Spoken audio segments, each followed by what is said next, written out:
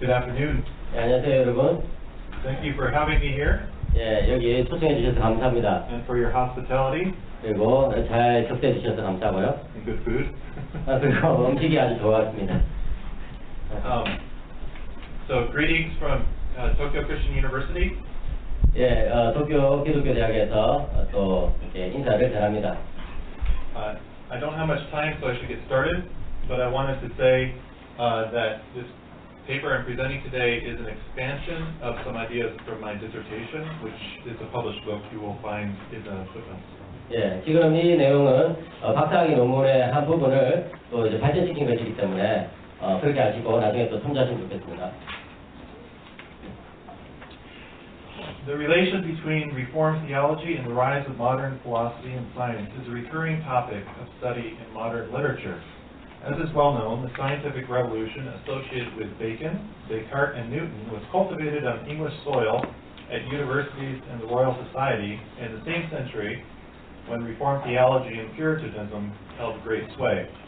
The proximity of Protestant theology in general, and Reformed theology more specifically, to new developments in philosophy has fascinated scholars and tempted many to paint a narrative of strong correlation between either Protestantism or Calvinism on the one hand, and philosophical transition from a Christian Aristotelian worldview to the mechanical philosophy associated with the rise of modern science on the other.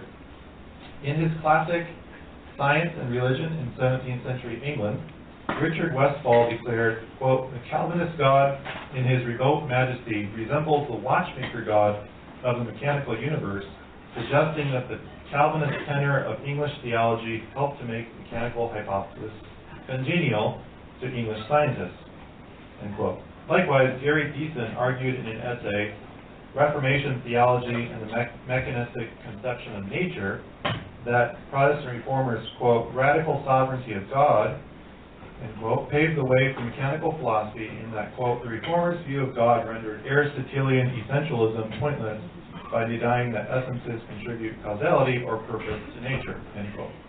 Charles Webster also saw a, quote, "happy marriage" and, quote, "intrinsic compatibility" between, quote, Puritanism and new philosophy, and stated, Puritans as a whole felt that the new philosophy was consistent with the Reformed Christian faith. More recently, Brad Gregory, following the suggestion of Amos Funkenstein, argues that univocal metaphysical assumptions of Protestants likely contributed to the disenchanted natural world brought about by modern science. Peter Harrison argues that Protestant literalist hermeneutics, quote, entailed a new non-symbolic conception of the nature of things, end quote, and this loss of symbolism in nature allowed for a, quote, new scheme of things where objects were related mathematically, mechanically, causally, or ordered and classified according to categories other than those of resemblance, end quote. The kind of positive correlation between Reformed or Protestant theology and philosophical change argued by the aforementioned scholars is disputed by others. An exclusive Puritan or Reformed support for new philosophy is questioned by scholars who see a stronger correlation between English theological innovation and the philosophical innovation stemming from the phenomenon of latitudinarianism, and I include myself in that perspective. Recent scholarship has also shown that prominent English Reformed theologians, notably Thomas Barlow and Richard Baxter, were highly critical of the major mechanical philosophies of Pierre Gassendi and Descartes. Arguments to the effect that Protestants broke radically with analogical and symbolic approaches to reality and hermeneutics have been rebuffed by research demonstrating Reformed reception of Aquinas' doctrine of the analogy of being and Aquinas' biblical hermeneutics. The present essay will dispute a strong correlation between Reformed theology, as expressed in late 17th century English Puritanism, and philosophical transition associated with the so-called new philosophy of Descartes and Gassendi. I will argue that, at least among theologians of the Puritan and nonconformist tradition, suspicion and critique of new philosophy was characteristic until at least 1680, when the tide began to turn toward acceptance of new philosophy. After surveying the landscape of late 17th century philosophical transition among Puritans and nonconformists, I will address some common themes arising from a study of three representative Puritans, Richard Baxter, Robert Ferguson, and Samuel Gott. These authors were actively engaged with philosophical change circa 1660 to 1680. In their works, we find a continued affirmation, along with earlier Reformed scholastics, of philosophical eclecticism. We also find them opposing new philosophy and characterizing it as a revival of ancient philosophical error.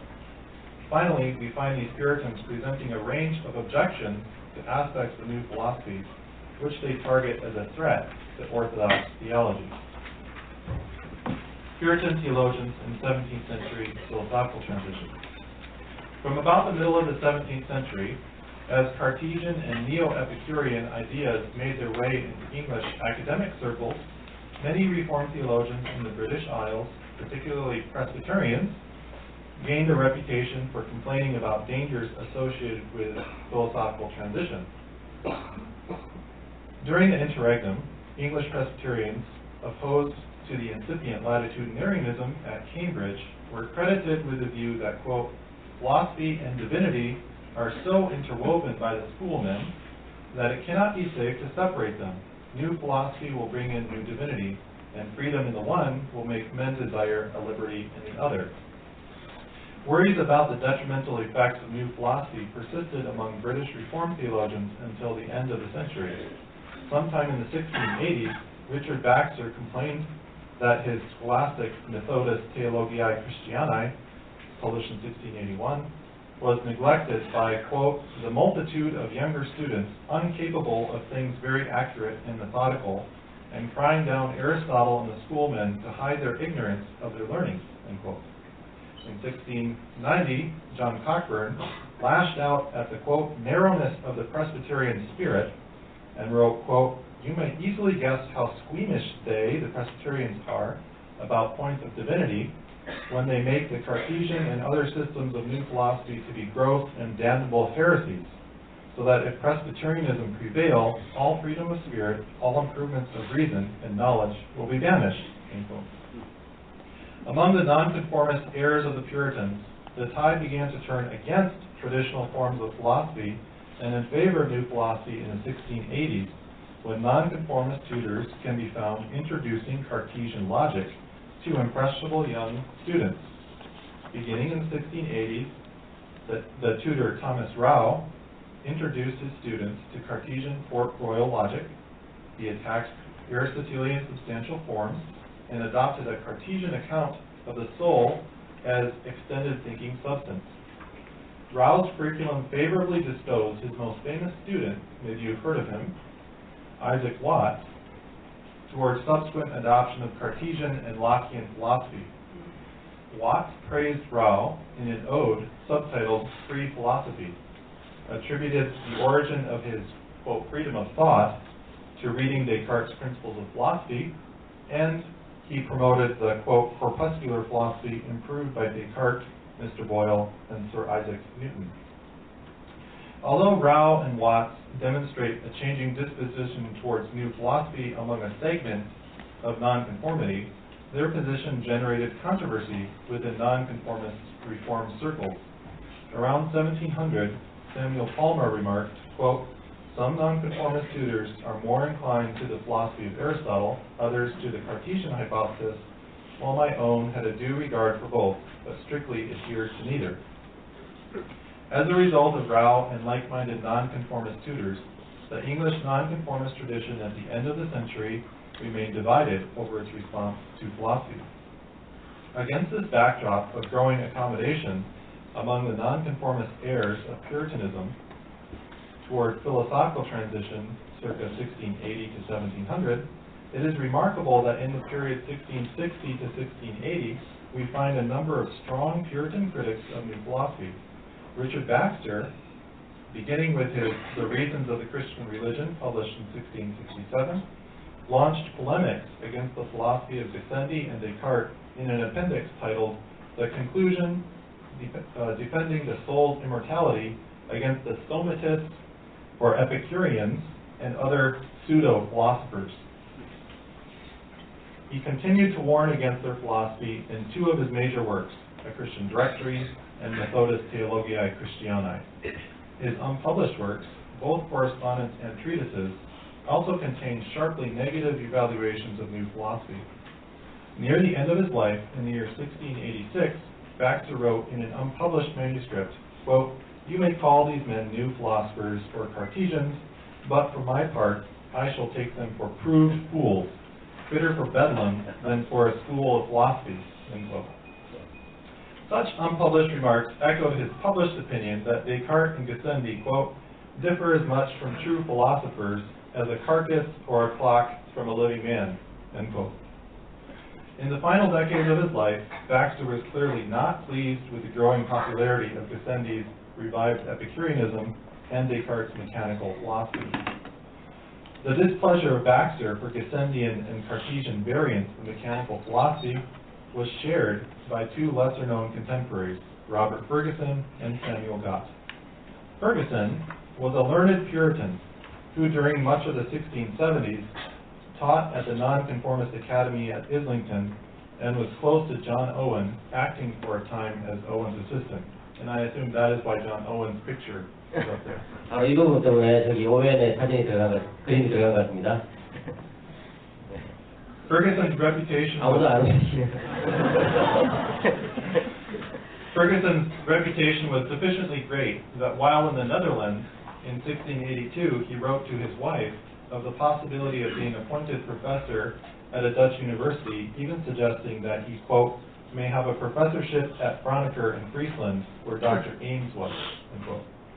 One of Ferguson's works, The Interest of Reason in Religion, published in 1675, which is said to have been written under, quote, Owen's tutelage, according to a biographer, contains sections with unfavorable evaluations of Cartesian philosophy.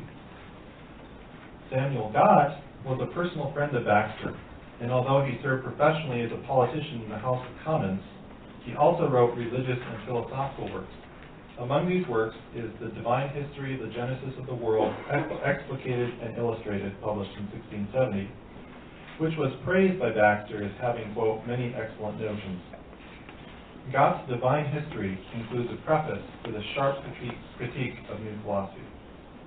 Baxter, Ferguson, and Gott provide a useful representative sample of mainstream Puritan attitudes toward philosophy just prior to the 1680s, when new philosophy gained a stronger foothold in nonconformist academies. We now turn to a thematic summary of shared assumptions, concerns, and critiques by these Puritans as they responded to the philosophical transition of the late 17th century.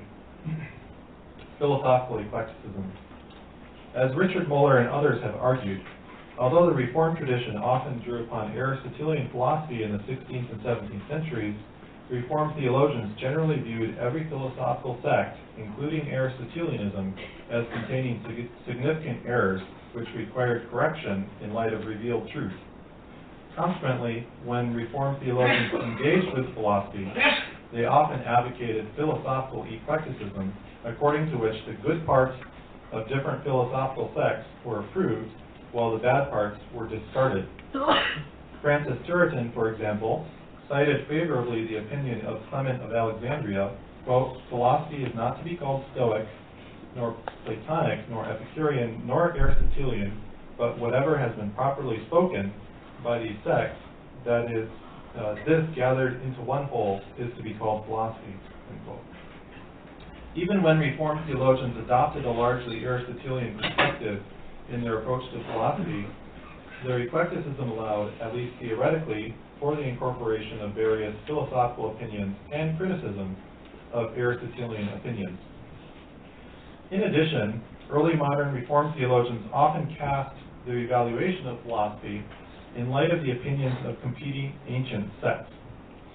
As the above citation of Turretin illustrates, in this respect, the example of the Church Fathers provided an important precedent for Reformed theologians, who were immersed in the Fathers' hexameral commentaries on Genesis.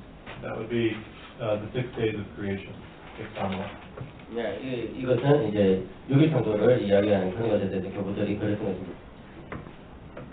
While philosophical eclecticism ensured that philosophical opinions remained subject to revision and critique, the reading of philosophy through the lens of classical texts from antiquity ensured that the options for philosophical revision would often be framed in light of ancient philosophical texts. Baxter, Ferguson, and Gott all agree in general with the philosophical eclecticism characteristic of early modern Reformed theologians. Baxter finds problems with all the major sects of antiquity: Platonists, Pythagoreans, Aristotelians, Stoics, and Epicureans. Citing Colossians 2 verse 8 and 1 Corinthians 2, among other passages, Baxter states that all philosophical sects contain, quote, much error, darkness, uncertainty, and confusion, end quote, not only in their knowledge of God, but also in their understanding of logic, physics, and metaphysics. He therefore advises the theologian to distinguish the, quote, certain and useful parts, end quote, from the rest. When weighing the philosophical sects against one another, Baxter echoes the early church fathers in finding the greatest problems with the Epicureans, who in Baxter's estimation were, quote, justly the contempt of the sober sex. Although he praises the method of Aristotle and the religious sentiments of the Platonists as relatively better than others, he still finds their philosophies to be problematic, and specifically states that a, quote, mixture of Platonic philosophy with Christianity made up most of the primitive heretics of the church. Robert Ferguson shares similar sentiments with Baxter. Like Baxter, Ferguson believes that reason and philosophy are of great use to theology. Echoing familiar Thomistic language shared by Baxter and numerous contemporary Reformed theologians, Ferguson holds, quote, revelation does not cessate the use of our intellectual powers, but supposes them, and by enriching them with discoveries which they could not by their own search have arrived at, perfects them. Among the truths of philosophy that faith presupposes are the principle of non-contradiction and the relation of cause and effect. But Ferguson also argues that the actual historical texts contain notions opposed to theological orthodoxy. And so the concrete use of philosophy requires careful discernment on the part of the theologian. Drawing on the anti-Gnostic polemic of the early fathers, he writes, quote, I shall rather observe that the chiefest errors that have infested the Christian church arose from a mingling of Gentile philosophy with the doctrine of the gospel. Both Irenaeus and Tertullian affirm the errors of the Gnostics to have sprung from the Platonic ideas, though I think not improbable but that their Sytsma and genealogias took their birth from Pythagoreanism. The eons of the Valentinians, if we will believe Tertullian, were also borrowed from the ideas of Plato. The Pauline warning against philosophy found in Colossians 2:8, in Ferguson's opinion, had in mind Pythagorean and Platonist philosophy. Did then the later revival of Aristotelian philosophy prove more friendly to religion? Asked Ferguson. His answer is emphatic. No.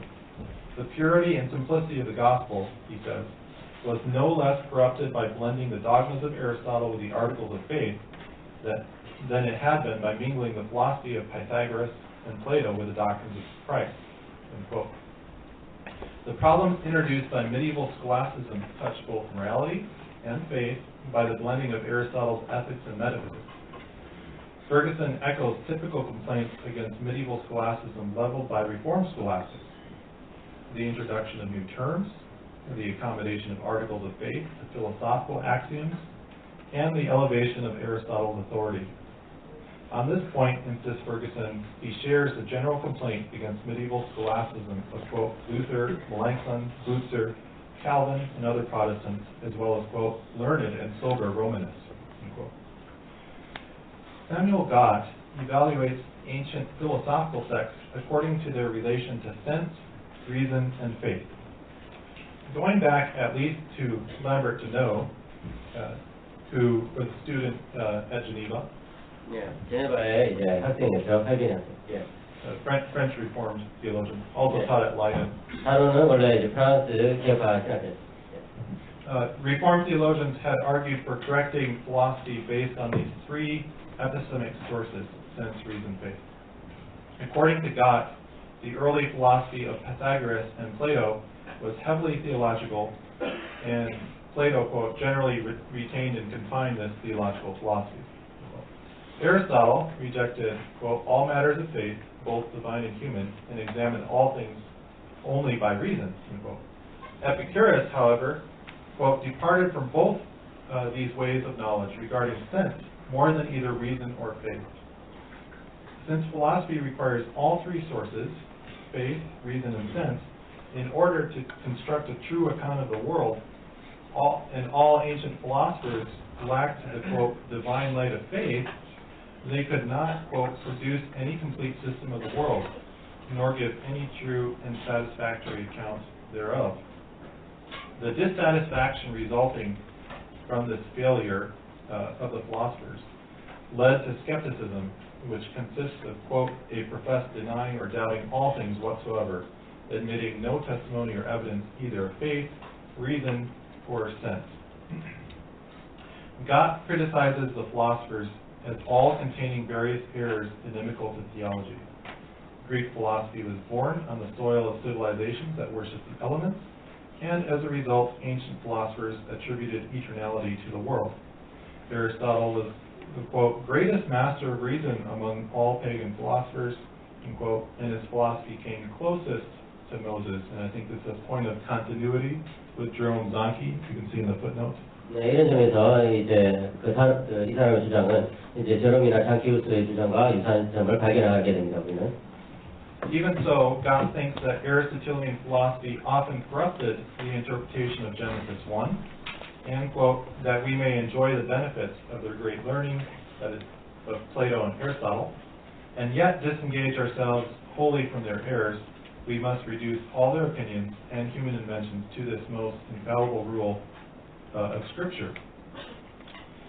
Section 4, New Philosophy and the Revival of Ancient Error. Given the eclecticism of our Puritan theologians, which sought to correct and improve philosophy by reference to sense, reason, and faith, we should not be entirely surprised to find some positive statements on new philosophy. Indeed, these Puritans find potential in recent mechanical philosophy for improving empirical knowledge of the natural world. Baxter recommends works of Robert Boyle and accepts Boyle's corpuscularism as far as passive elements are concerned. That would be the four elements minus fire. 네, 이것은 이제 네 가지 요소인데 그 위에서 the four elements besides fire. So 네, 불 외에 이제 네 가지 요소들을 가지고 설명하는 걸 말합니다. Like water, air, and earth. 네, 그것은 이제 바위, 공기, 물 이런 것들. Acknowledging the empirical progress in his day, Baxter observes that, quote, almost all arts and sciences are increasing nearer towards perfection. Ocular demonstrations by the telescope and sensible experiments are daily multiplying, end quote. Similarly, Ferguson writes, quote, I readily grant that in reference to the solving the phenomena of nature, there is more to be said for the corpuscularian hypothesis than for any other, end quote. Gott recognizes empirical improvements due to the invention of the telescope and microscope, and expresses, quote, hope for both more inventions and additions from the, quote, happy institution of the Royal Society, end quote. Gott seeks an ideal philosophy in which such empirical, or what he calls mechanical experiments, are done in conjunction with speculative philosophy, which itself, the speculative philosophy, is informed by faith. Gott's philosophical vision basically aims to update Christian philosophical speculation with new empirical data gathered by the Royal Society. Despite the recognition of advancements made in the empirical observation of phenomena, these Puritans remain highly critical of central figures and concepts of the new mechanical philosophy. Moreover, they compared Descartes and Gassendi unfavorably with the ancient sects. Ferguson complains that Cartesians, although nominally for free philosophy, replace one tyrant, Aristotle, with another, Descartes. As far as theology is concerned, Ferguson views this change as generally for the worse. Quote, I crave leave to say that the Cartesian hypothesis is that as the Cartesian hypothesis is managed, it is like to prove as disserviceable to religion as any philosophy hitherto entertained in the world. That's a strong remark. End quote. He goes on to argue that Cartesian doubt lays, quote, a ground for universal skepticism. End quote. Not only so, but Ferguson also charges that Cartesian doubt goes even farther than the suspension of assent, or hypoxia, practiced by the academic skepticism of Plato's Old Academy. Both Baxter and Gott give greater attention to the parallels between new philosophy and ancient Epicureanism, which had witnessed a revival, especially at the hands of Gassendi in the 17th century. Baxter views the similarities between the ancient Epicureans and Gassendi and Descartes as a cause for significant concern.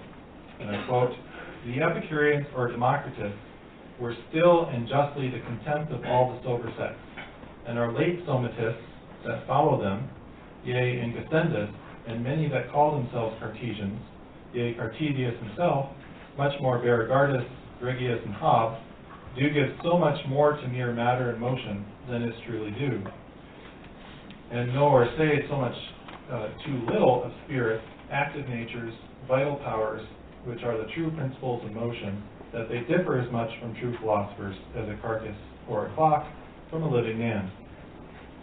Baxter clearly sees a danger.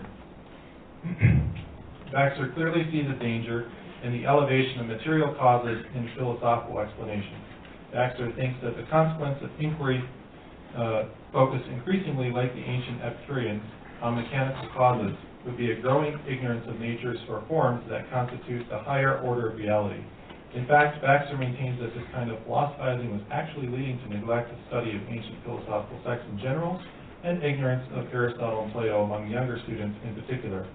In fact, Baxter argues that new philosophy associated with Gassendi and Descartes, with its sympathies for ancient Epicureanism, revives a problematic tendency toward materialism, while simultaneously displacing those ancient philosophies, Platonism and Aristotelianism, that give greater weight to non-material realities. Gott shares with Baxter many of the same concerns about the revival of Epicureanism. He sees a parallel pattern between the history of ancient philosophical sects and their subsequent reception in Christianity. Just as antiquity saw the emergence of Plato, Aristotle, and Epicurus, Christianity is proceeding through the periods shaped by Plato, Aristotle, and Epicurus. Platonism was initially refined by Christianity, leading to the later Platonism of the Church Fathers and the Neoplatonists, and this was followed by Christian Aristotelianism. The last age in which God lives is, quote, reviving and renewing old errors like fashions, relapse again to Epicureanism in one kind or another of atoms or corpuscles and the like. God projects that this Epicurean age will last a similar length as the Aristotelian age before it. And when this new age exhausts itself, it will be succeeded by skepticism. Quote, "And when this humor hath lasted as long as it did formerly, we may expect skepticism to succeed. And indeed, I suspect that we are already in the very confines thereof," end quote. At this point, it'd be interesting to observe that perhaps he's predicting something like postmodernism. 네, 여기서 우리는 그가 벌써 이제 포스트모더니즘과 같은 그런 것들을 벌써 예견하고 있다는 것을 우리는 볼 수가 있습니다. 예, 놀랍죠. Gott laments this turn toward an Epicurean age. He is entirely aware that the major proponents of new philosophy are themselves Christians, but he nevertheless asserts that they are sowing the seeds of atheism. Quote, "And although I believe some of the asserters thereof," Gott writes, "to be as far from atheism as myself, yet I must freely profess that the assertion of their novel doctrine of matter and motion tendeth toward it, and was by the heathens improved to the denial of a creation," end quote. He further states that a tendency toward atheism is what, quote, "chiefly renders it," that is the doctrine of matter and motion, "so acceptable and agreeable to the corrupt minds of men, and why so many writers feel a need, quote, to tell the world that they are no atheists," end quote. In sum, Gott believes his life is witnessing the beginning of a regress into Epicurean errors, which will lead in time to skepticism and atheism. Specific objections. During the second half of the 17th century, continental Reformed theologians expressed objections to a wide range of issues stemming from philosophical transition. Our English Puritans reflect many of the same concerns relating to a range of epistemological, physical, and metaphysical topics. They specifically object to Cartesian doubt, both of sense perception and the existence of God, and Descartes' proof for God's existence. They also object to Cartesian denial of final causes, new theories about souls and spirits, attacks on substantial forms and qualities, and the reduction of motion to local motion. Sense perception, of course, was an important source of knowledge for Aristotelian philosophy. Reformed theologians typically agreed with Aristotelian philosophy on the reliability of sense perception for gathering knowledge, as we already noted. They identified sense perception as among the three faculties of knowledge, sense, reason, faith, corresponding to three kinds of things, sensible, intellectual, and supernatural things. But they also defended the reliability of ordinary sense perception as something required by Scripture. As Turretin points out, Jesus appeals directly to the senses in Luke 24, as do the apostles on multiple occasions, and the angel at the empty tomb in Matthew 28. Baxter and Ferguson specifically attacked Descartes' doubt of the senses as undermining revelation, which presupposes the reliability of sense perception. In opposing Cartesianism, Ferguson writes, quote, "For without presupposing both that our senses and reasons do not universally deceive us, we can have no assurance that there is any such thing as a supernatural revelation at all. I would not say that the Cartesians are skeptics, but I say they owe it not to the principles of their philosophy that they are not so." End quote.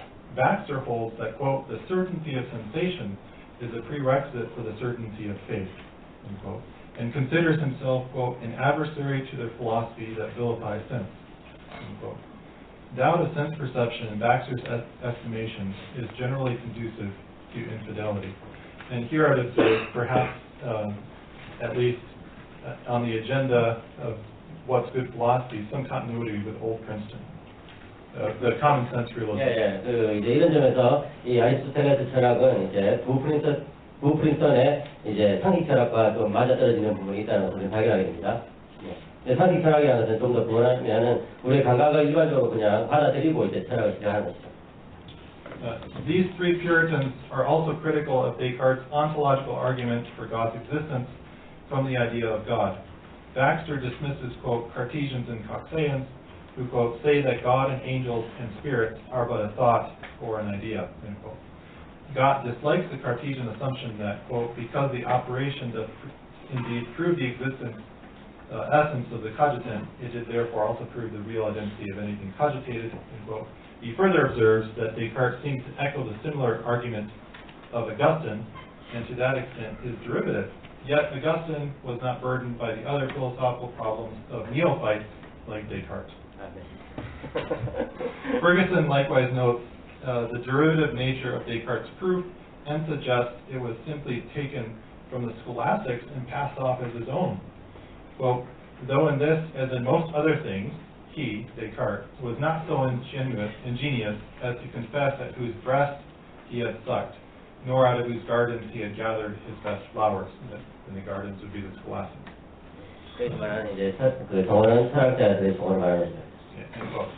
Ferguson specifically attacks Descartes' ontological argument as, quote, little better than a sophism, and to maintain an article of such import by a medium either weak or fallacious is to betray the first fundamental of religion, end quote. In Ferguson's estimation, a posteriori arguments, quote, fetched from the frame of nature, end quote, are more easily, quote, accommodated to popular understandings, end quote, and provide better support for the existence of God. Moreover, a posteriori arguments follow the model of Scripture in directing the mind to the observation of the world. A unifying agenda underlying the mechanical philosophy of both Descartes and Gassendi was their denial of the Aristotelian concepts of substantial forms and qualities.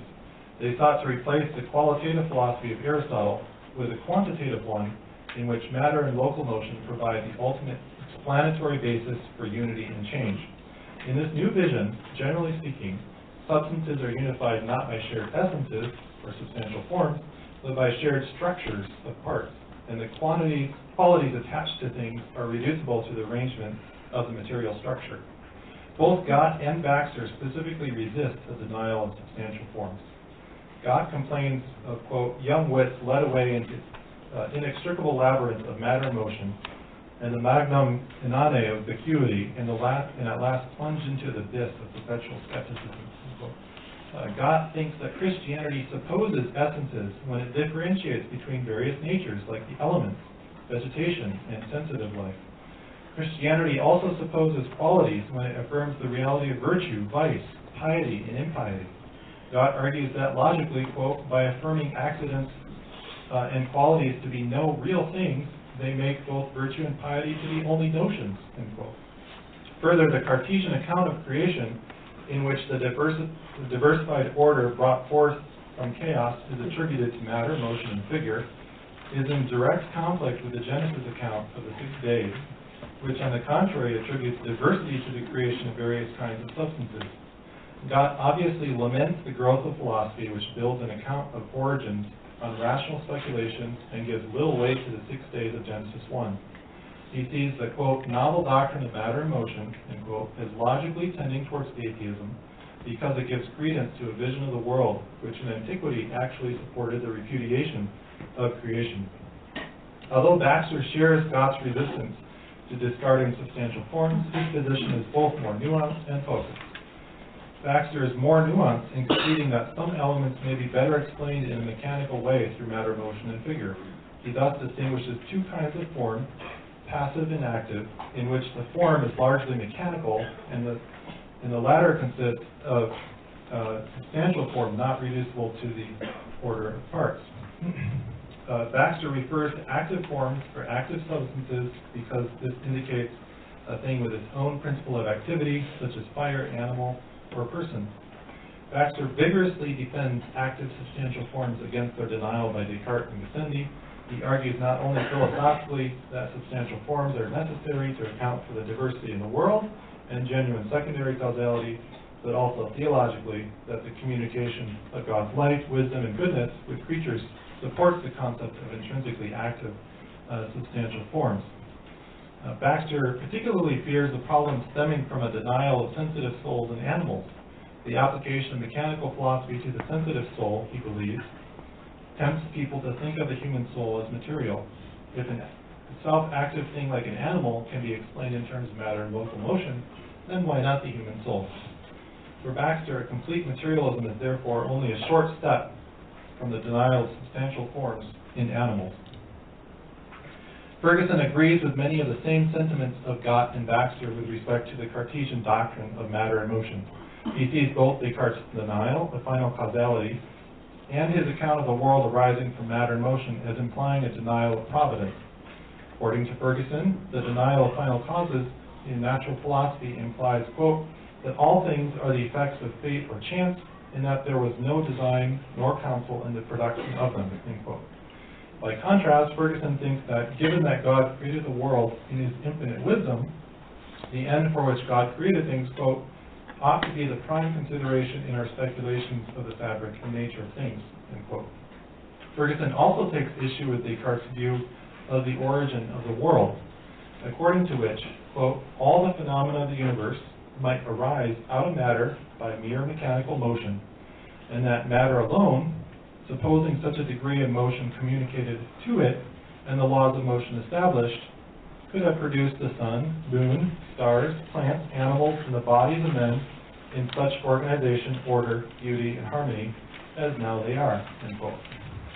Descartes, in Ferguson's estimation, attempts, quote, to solve all the phenomena of nature, secluding any immediate influx of divine providence, end quote.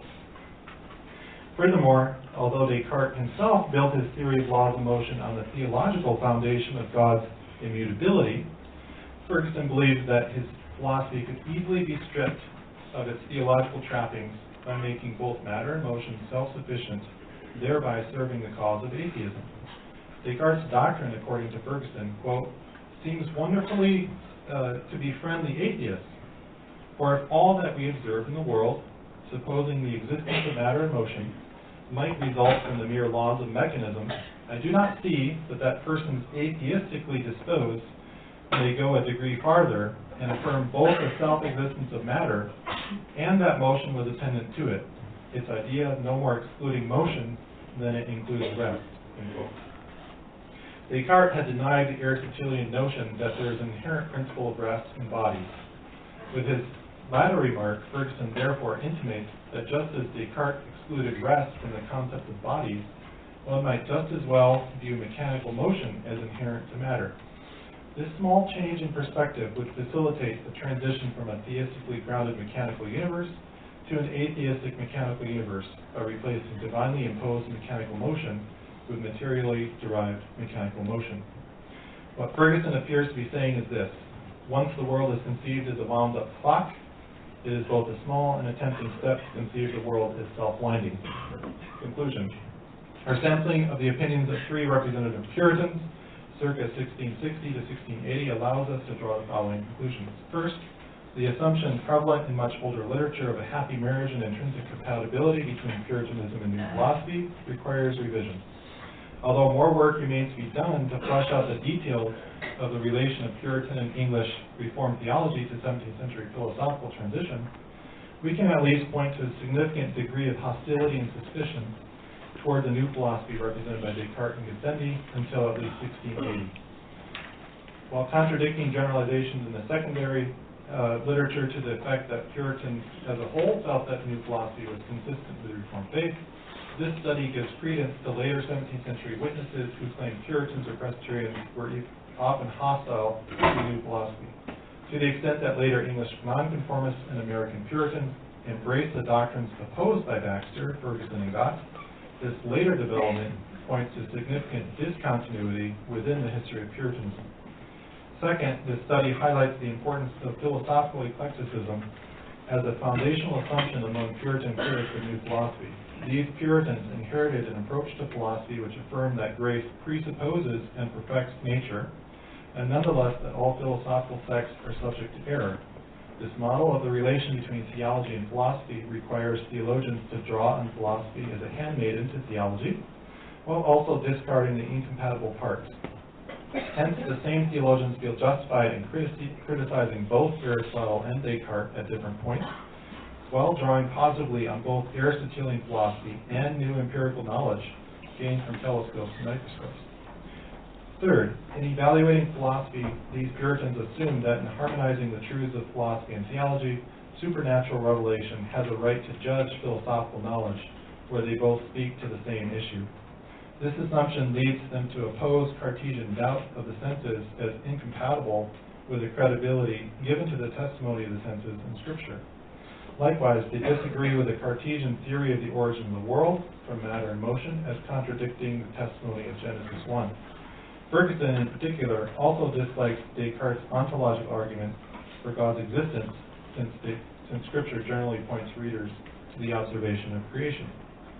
Finally, a historical sensitivity to the contribution of philosophy to the growth of heresy and false doctrine beginning in the early church leads these Puritans to suspect that the uncritical adoption of philosophy in the present, their present, will lead to heresy in the future.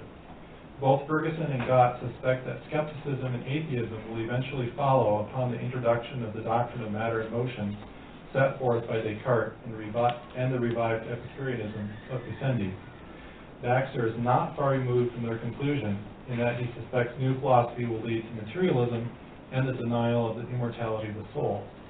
Baxter, Ferguson, and Gott certainly all agree that the emergence of Cartesian and Neo-Epicurean philosophy does not bode well for theological orthodoxy.